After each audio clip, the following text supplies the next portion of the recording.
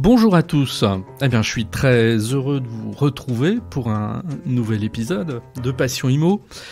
Alors nous allons partir, c'est un bien grand mot, c'est une image. Nous allons partir à la découverte d'Isabelle Larochette aujourd'hui. Une interview qui va arriver dans quelques instants. Je ne vais pas parler très longtemps, rassurez-vous. Alors Isabelle Larochette, elle présente de multiples facettes et c'est ça qui est assez fascinant dans son parcours professionnel. Alors si vous suivez le podcast, vous avez dû vous rendre compte que voilà, j'essaie de rencontrer des personnes extrêmement diverses qui exercent toute une activité évidemment dans l'immobilier, que ce soit des agents commerciaux, que ce soit des spécialistes de la question du DPE, comme c'était le cas il y a un mois, ou bien un autre spécialiste, je pense au tout dernier épisode du syndic, sur le syndic. Et là, aujourd'hui, Isabelle Larochette, elle a un parcours assez intéressant, puisque c'est quelqu'un qui a tout d'abord créé son agence immobilière sur Paris, qui ensuite s'est lancé, alors là, dans une toute autre aventure, un réseau national. Et là, ça m'intéressait quand même de savoir comment elle s'y était prise et si ça avait été une opération aussi simple que cela, ce que je ne pense pas, parce que passer du stade agence immobilière à un réseau avec une présence sur toute la France, on est là quand même sur un degré de difficulté supplémentaire. Si déjà on s'arrêtait là, ce serait déjà de belles expériences, mais Isabelle Larochette ne s'arrête pas là, parce qu'en plus, elle a un engagement sur le plan environnemental et sociétal qui est assez passionnant, à travers la création d'une fondation, un engagement sans cesse renouvelé au sein de sa vie professionnelle, cherchant, mais elle va nous expliquer tout ça, à nouer de nombreux contacts, partenariats pour avoir, c'est un peu ce que j'ai compris en fait en interviewant, une présence au-delà de son univers professionnel, et c'est ça qui est effectivement très intéressant. Alors, je vais pas nous faire patienter davantage pour écouter cette interview. Je vous préviens juste, simplement, au tout début, on a eu quelques petites difficultés pas d'enregistrement, mais en tout cas, la voix d'Isabelle n'était pas toujours extrêmement audible. On la comprend, pas d'inquiétude là-dessus. Mais en fait, ça passe très vite. Voilà, c'est simplement les toutes premières minutes de l'interview qui ont été un petit peu plus difficiles. Allons-y, écoutons cette interview d'Isabelle Larochette. Isabelle, bonjour. Bonjour. Alors, j'ai été, je vous ai connu par le réseau social LinkedIn en toute simplicité. J'ai été attiré par certains de vos posts où j'ai cru voir, mais c'est vous qui allez nous en parler, j'ai cru voir une fibre sociale et environnementale plutôt affirmée. Alors avant qu'on aborde ces questions-là, est-ce que vous pourriez vous présenter ? Parce que je suis allé un peu regarder qui vous étiez. J'ai été frappé par une richesse d'expérience, de développement, d'activité. Et j'ai eu le sentiment qu'il faudrait des heures pour faire le tour de votre parcours. Alors, est-ce que vous pourriez le résumer, ce parcours ?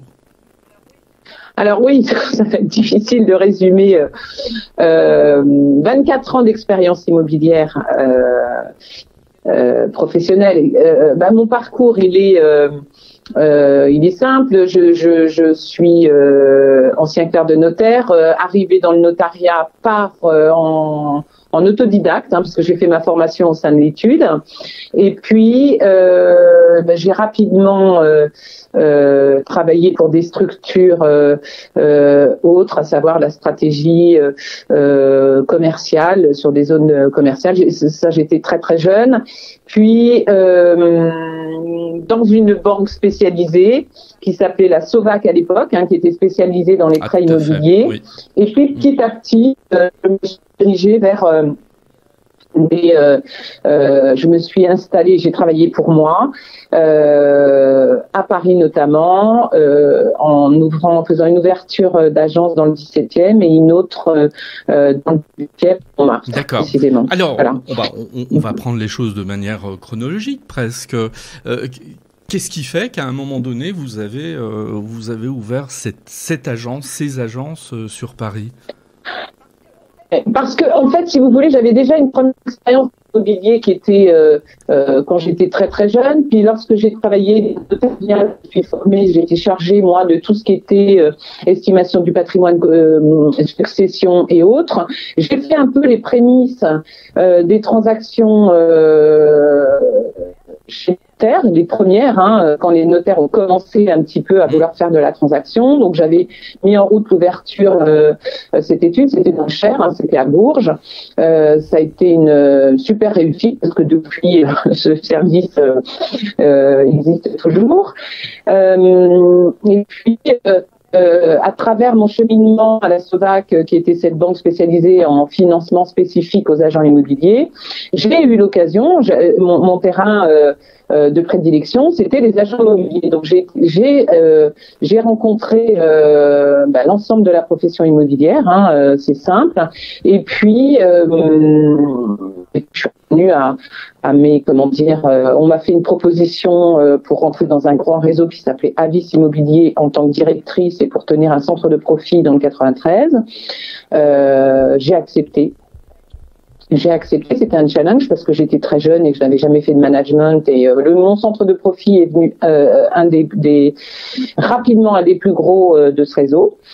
Et puis l'idée est venue à travers ce réseau, un autre directeur d'agence, on a eu l'idée on s'entendait très très bien, on avait la même façon de voir les choses, on a eu l'idée de créer ce qui est déjà et toujours de la jardin. Voilà. Et rapidement, c'était évident en fait d'arrêter d'avoir une expérience, si vous voulez, assez complète pour pouvoir dire là ça y est, on peut travailler pour nous et surtout dans un concept particulier parce que on est vraiment sur une autre approche de l'immobilier.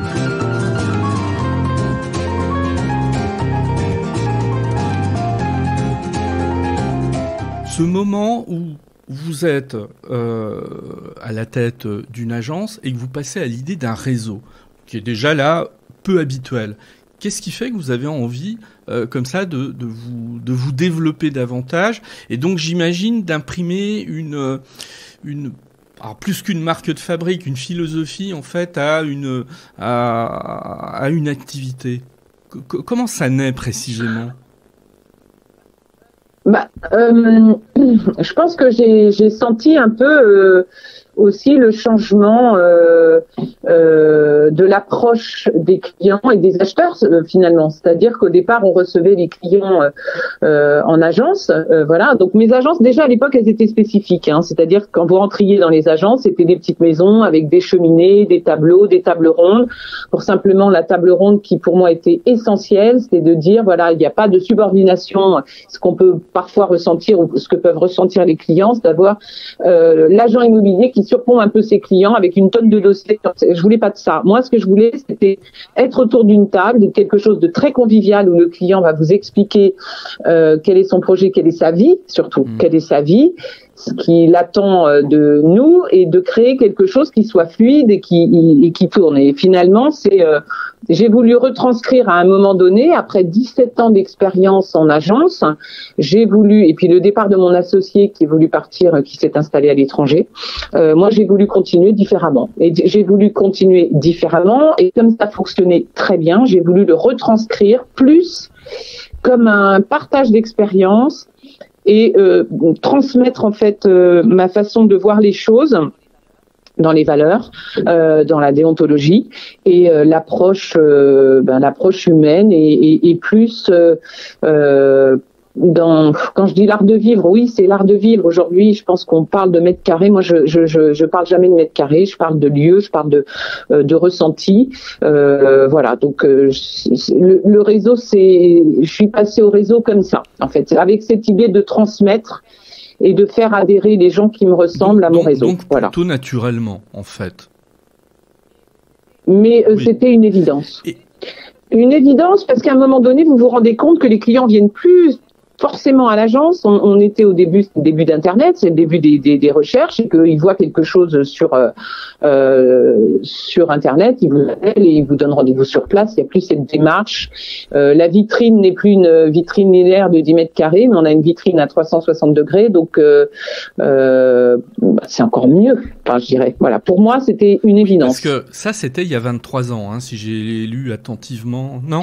Non, en fait, moi, en 98, je monte mes agences. 17 ans plus tard, je commence à vouloir changer mon fusil d'épaule et j'ai commencé à faire du digital, on va dire, il y a 6 ans, 7 ans, je sais plus trop les dates, voilà, mais et à mettre en place les choses différemment, oui, différemment, mais toujours dans la même optique et dans les mêmes façons de faire finalement. Alors, j'ai une question qu'on a dû vous poser 1000 fois, mais ça fera une 1001e fois.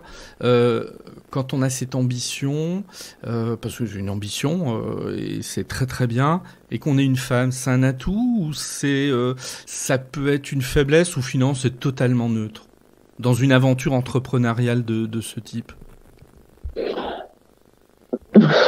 Oui, moi je pense que c'était un atout. C'est marrant que vous me posiez cette question parce que j'étais au salon du Rent là le 20 et le 21 octobre et j'ai fait des TV sur le Rent où effectivement le sujet de l'importance de la femme dans le milieu de l'immobilier. À l'époque, on n'était pas beaucoup de femmes à faire à entreprendre.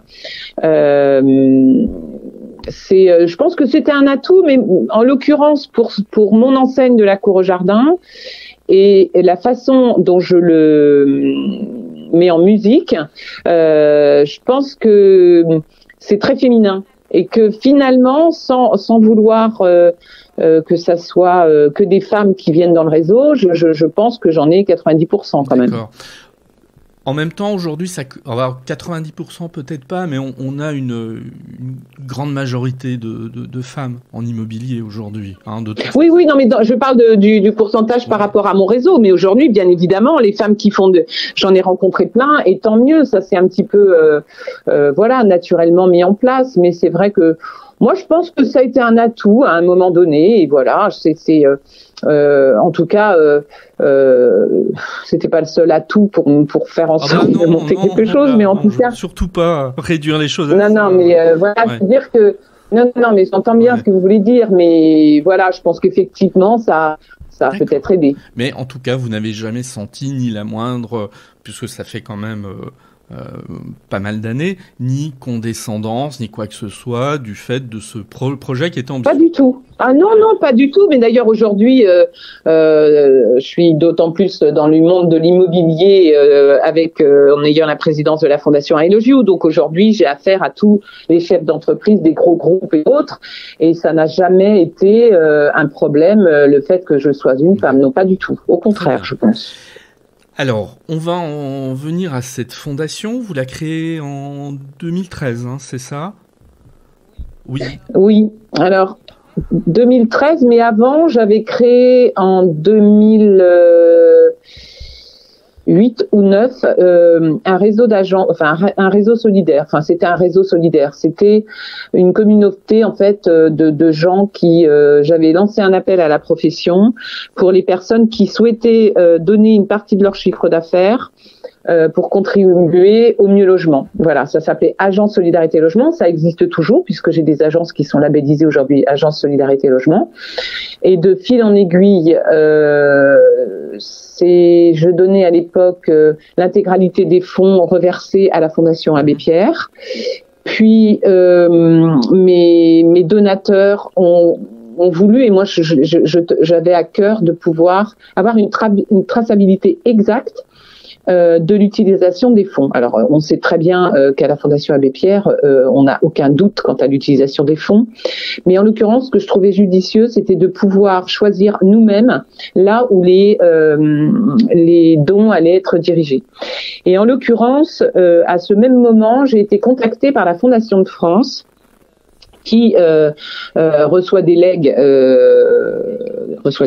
voilà, de donateurs et souhaitait comme ils n'ont pas le droit de faire des transactions directes, ils sont obligés de passer par un tiers, ils m'ont contacté en me disant, voilà, nous, on souhaiterait confier à votre réseau la vente de nos legs, puisque du coup, ça revient dans des agences solidaires et on trouve que c'est plutôt judicieux et voilà. Donc, ça s'est passé comme ça.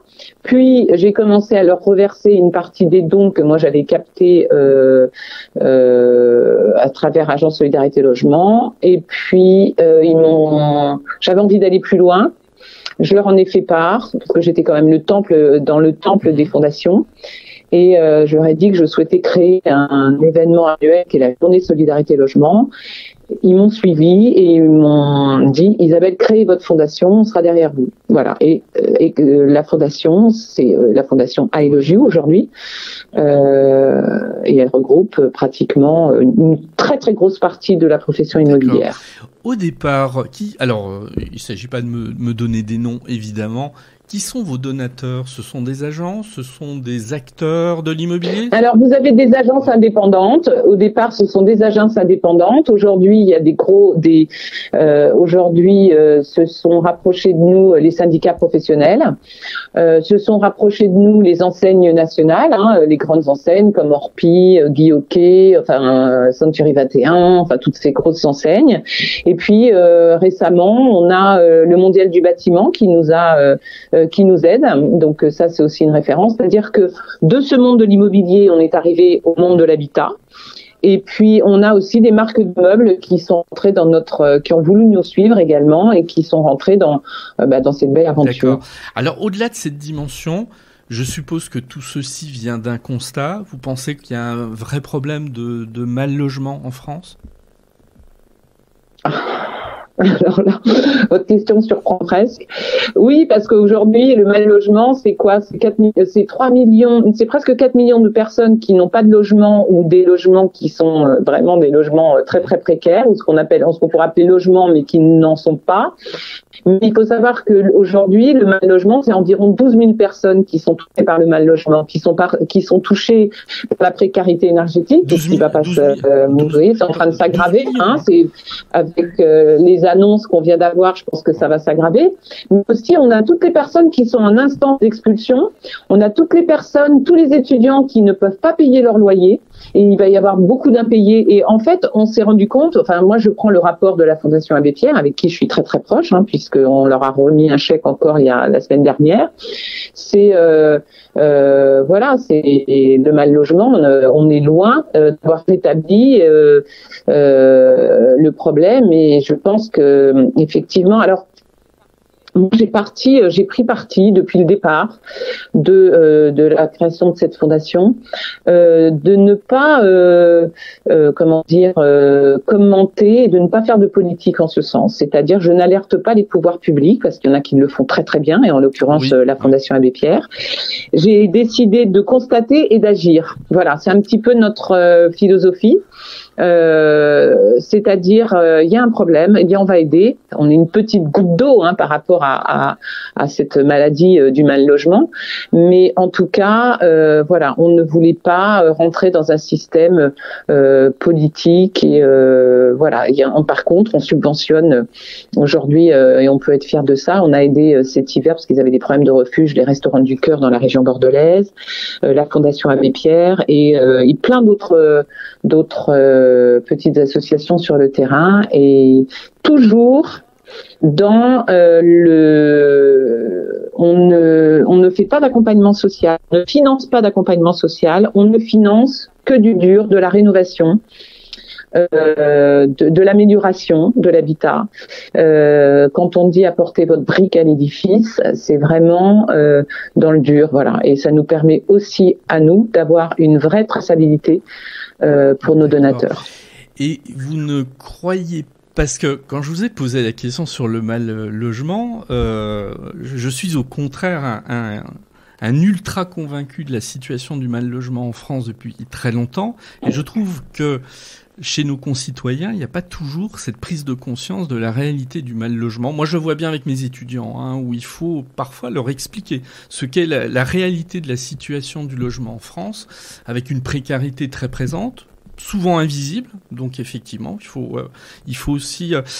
ce que je veux dire par là, est-ce que vous croyez pas qu'il serait aussi peut-être intéressant de profiter en fait de cette activité pour davantage sensibiliser? Parce que vous me dites, oui, vous préférez être un peu en retrait. Alors, je vais vous dire une chose quand vous vous lancez dans une aventure comme celle-ci. Alors surtout que je suis bénévole, j'ai double casquette, vous imaginez bien. On peut se féliciter aujourd'hui d'avoir, je pense, la Fondation I Love You déjà sensibilisé, on a sensibilisé, je pense, la profession. Ça, pour moi, il est légitime que la profession participe au mieux logement. Après, la sensibilité, je pense que dans les générations après nous, ils vont être d'autant plus sensibilisés, et d'autant plus les étudiants, c'est qu'ils sont en train de toucher du doigt, et très fortement, ce problème de mal logement.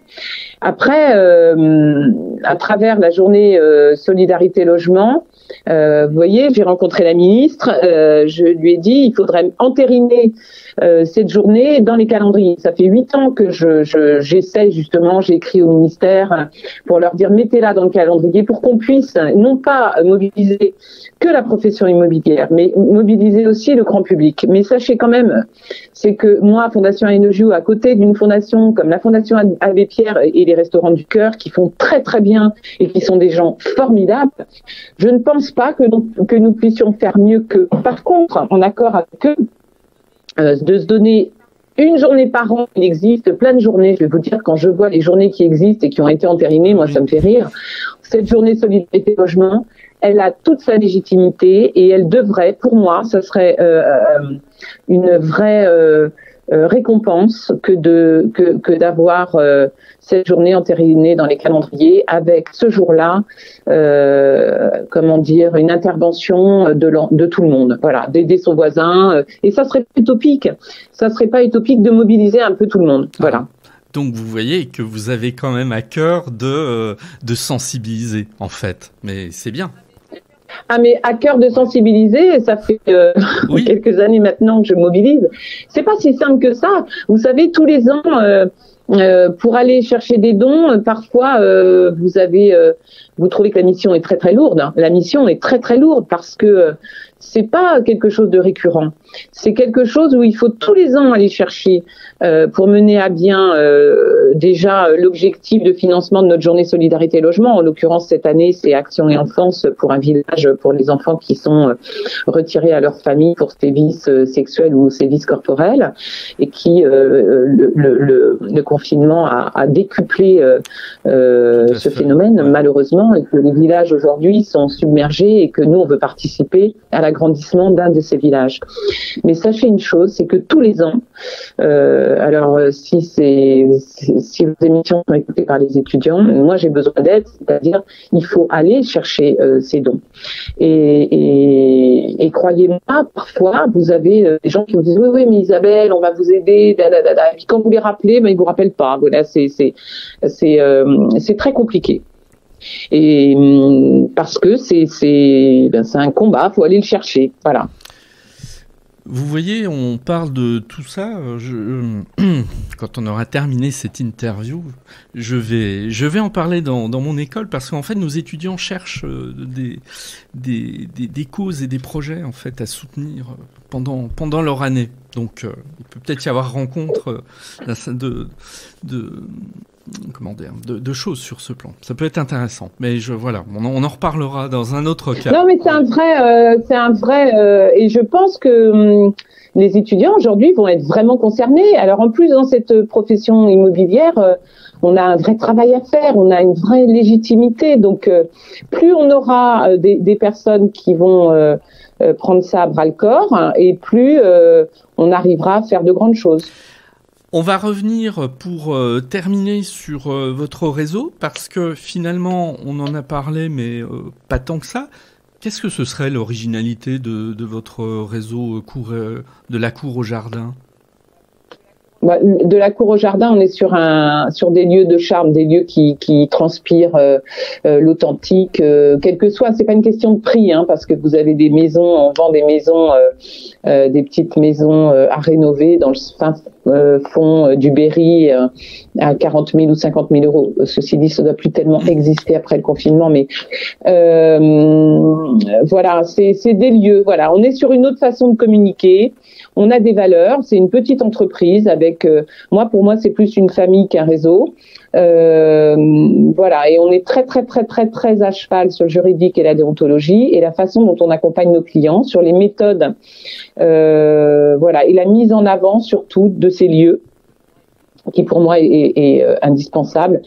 C'est la qualité des photos, c'est la qualité de nos textes, c'est l'approche humaine qu'on va avoir qui est complètement différente. En fait, ce que je voulais, c'est retranscrire à travers ce réseau mes tables rondes et le fait que le client se sache, accueilli, soutenu et accompagné avec les valeurs qui sont les nôtres dans le respect en fait de la vie de nos acquéreurs. Voilà. Et aujourd'hui, on travaille énormément aussi la confidentialité. Parce que on s'est rendu compte qu'il y avait beaucoup de divorces où les gens n'avaient pas forcément envie qu'on sache que leur maison était à vendre. On peut avoir des successions, on peut avoir donc on a créé récemment notre collection privée pour que les clients qui souhaitent de la discrétion puissent l'avoir en intégralité. Oui, on n'a pas d'annonce nécessairement dans ce cas. Ouais. Voilà. Donc voilà, c'est un réseau qui est plutôt bienveillant. On a un partenariat avec la Fondation Garches à Paris parce que je tenais absolument à ce que nos biens qu'on puisse répondre à toutes les demandes. C'est quoi l'immobilier et l'art de vivre? C'est aussi permettre à une personne à mobilité réduite de trouver le lieu dans lequel elle va pouvoir s'épanouir et pourquoi et comment. Voilà, j'avais je prenais toujours cet exemple d'avoir une personne qui a l'habitude de vivre dans des vieilles pierres ou d'avoir un jardin, d'avoir un peu d'authenticité, qui va avoir un accident de voiture et qui va se retrouver peut-être dans une structure qui n'a plus rien à voir, qui va être insipide à ses yeux. Et justement, moi, j'ai essayé de comprendre quelle était cette démarche et l'avancement en fait d'une personne qui va passer de la personne valide à la personne invalide et de pouvoir répondre à sa demande et comment on pouvait améliorer le service pour faire en sorte que ça soit tous ces lieux puissent être accessibles à des personnes aussi à mobilité réduite. Voilà, donc on a une formation, j'ai un partenariat qui est unique en France avec la Fondation Garches et l'ensemble de mes mandataires sont formés à ça. Voilà. Et aujourd'hui, vous êtes toujours dans une phase d'accueillir de nouveaux collaborateurs ou... Oui. Ah oui, moi je suis en développement. Voilà. Alors je vais vous dire, ça fait rire tout le monde quand je dis ça, mais je dis toujours, je veux pas une armée mexicaine parce que je veux garder ça. Oui. Je veux garder cet esprit familial et il y a une chose, c'est que d'abord moi, on est une quarantaine aujourd'hui. Moi, je souhaite garder le contact que j'ai avec mes mandataires, c'est-à-dire que je les accompagne, toujours. Ils ont besoin de quelque chose, je suis là. Dans les grands réseaux aujourd'hui, c'est des numéros. Ce qui importe, c'est des process qui sont lourds. On les oublie. Il faut savoir que c'est un réseau de mandataires. C'est le reflet de la société. Donc avec des personnes qui vivent beaucoup d'émotions, des personnes qui vont divorcer, qui vont se marier, qui vont avoir des problèmes avec leurs enfants, qui sont d'abord indépendants. Donc on a un souci aussi de rémunération et de gains. Donc moi je suis très ouverte là-dessus et d'accompagner, d'aider, alors sans avoir un accompagnement social à outrance, qu'on soit bien d'accord, parce que c'est pas non plus mais par contre je suis très sensible au bien-être de mes mandataires, en tout cas des personnes qui intègrent le réseau. Et vous êtes puisqu'on est sur ce sujet, vous avez des profils de prédilection ou pas du tout? Vous êtes dans où? Non, moi je vais vous dire, c'est une question de rencontre. C'est pas un profil. D'abord, l'immobilier, c'est pas fait pour tout le monde parce que c'est pas à vous que je vais apprendre ça, mais c'est un métier qui est très très difficile parce qu'on passe par des hauts et des bas. Souvent, on a l'impression qu'on va avoir que tout fonctionne et puis on va vite avoir derrière une désillusion. Ça, c'est quelque chose qu'il faut appréhender. Mais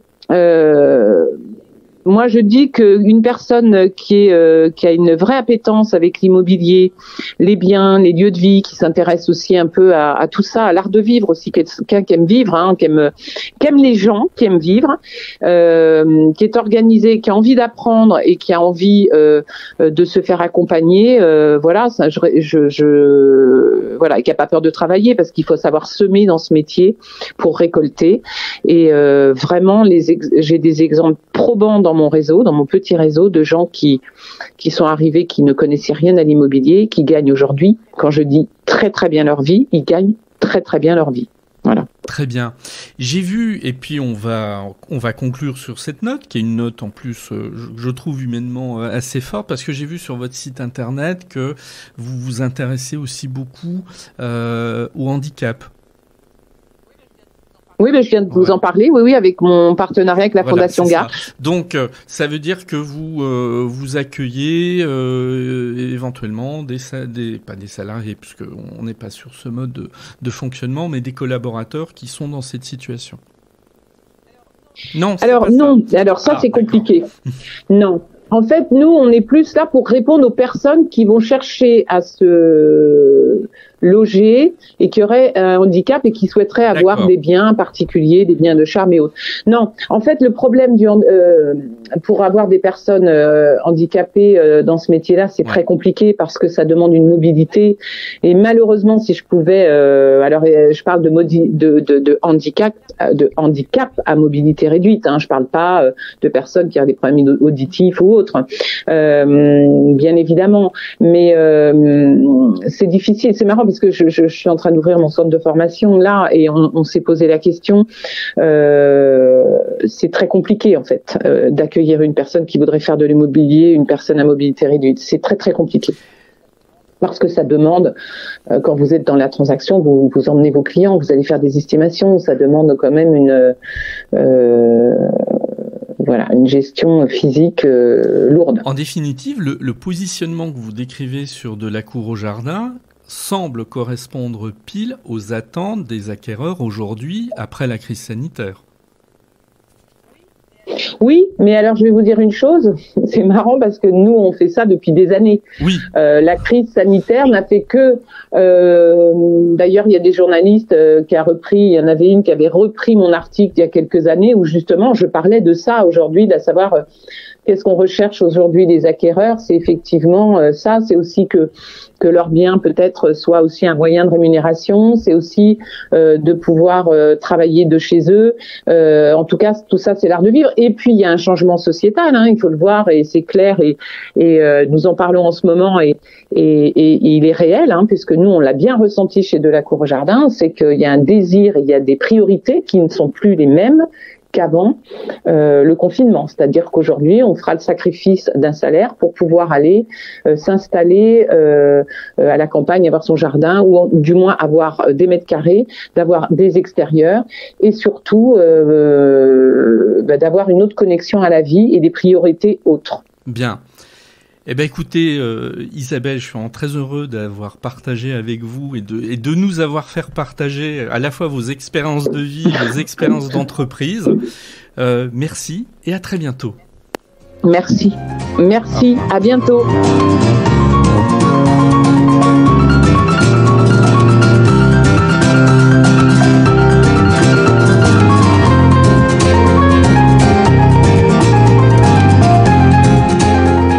Merci de m'avoir écouté. Vous pouvez me retrouver sur mon site internet www.nicolier.org. Il est possible aussi de me suivre ou de me contacter sur LinkedIn, Eric Nicolier tout attaché. Et puis vous pouvez aussi me soutenir en vous abonnant à Passion Immo sur Apple Podcasts, mais aussi sur les principales plateformes de podcast. Je vous dis à très bientôt.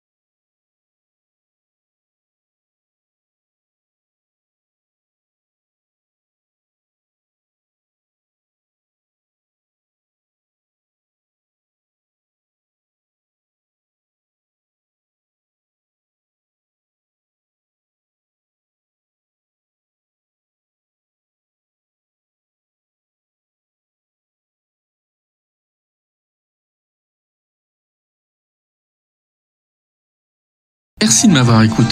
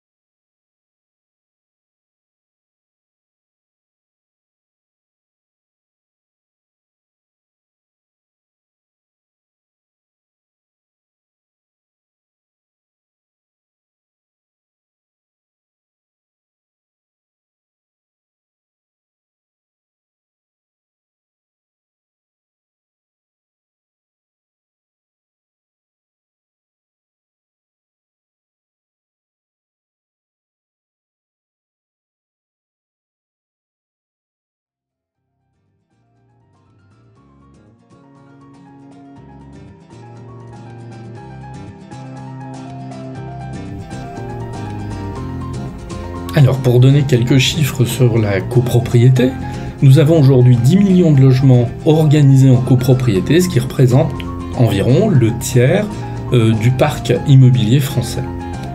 Seulement 15% de ces copropriétés sont gérées par des syndics bénévoles, et il s'agit en plus exclusivement de toutes petites copropriétés. Alors en général, un copropriétaire consacre environ entre 10 et 15% de ses revenus pour les charges de copropriété, ce qui est un poids non négligeable dans un budget mensuel, surtout que 2/3 de ces dépenses sont des dépenses liées au chauffage, au personnel et à l'entretien. Et pour le chauffage, aujourd'hui, on sait que non seulement le coût est très important et qu'il s'agit de dépenses difficiles à réduire. En France, on a 12 000 professionnels qui sont tous titulaires de la carte G, c'est-à-dire la carte de gestion immobilière obligatoire pour assurer cette activité de syndic. Alors, on a une présence très forte de la copropriété dans la vie quotidienne de chacun d'entre nous, celle des syndics aussi pour assurer cette gestion, mais on a quand même l'impression que les copropriétaires sont assez perdus. Est-ce qu'ils ne confondent pas beaucoup de choses, comme par exemple le montant de leur charge avec les honoraires du syndic? Et je voulais demander à Gilles Frémont s'il ne pensait pas que les copropriétaires n'avaient pas toujours la juste perception des chiffres et de la situation.